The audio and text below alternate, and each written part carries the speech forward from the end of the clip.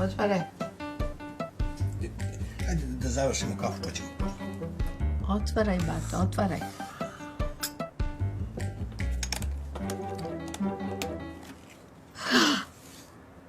Odakle, šta? Za crne dane. Pa kako pre 3 mjeseca tu ničeg nije bio? Nije. U stvari jeste, ali nije stajalo. Tamo. Sakrio si da ja ne nađem, jel? To je za grobnicu. Koliko ima tu? Dovoljno za grobnicu. Koliko? 5.000. Evra. I 300. Grobnica košta 5.000 evra. I 300.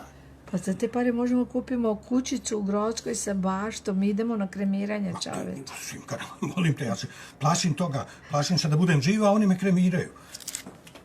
Nisi ti te sreće da umreš, a da ostane živ. Nikad se ne zna.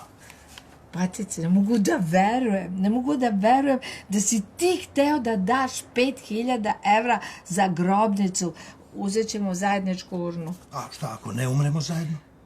Pa znaš kako, kad ti umreš, ja sipam tvoj pepeo u urnu, pa posle 20 godina kad ja umrem, sipaju u istu urnu moj pepeo i zajednički nas bace u Topčidersku reku. Dakle, ja ću uzeti 4,5, ovo je za urnu. Evo.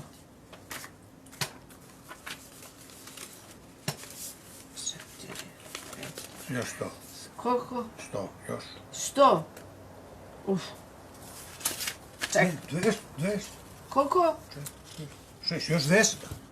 Evo ti, ajde, najedi se, evo ti, cici, ajde. Uzmi.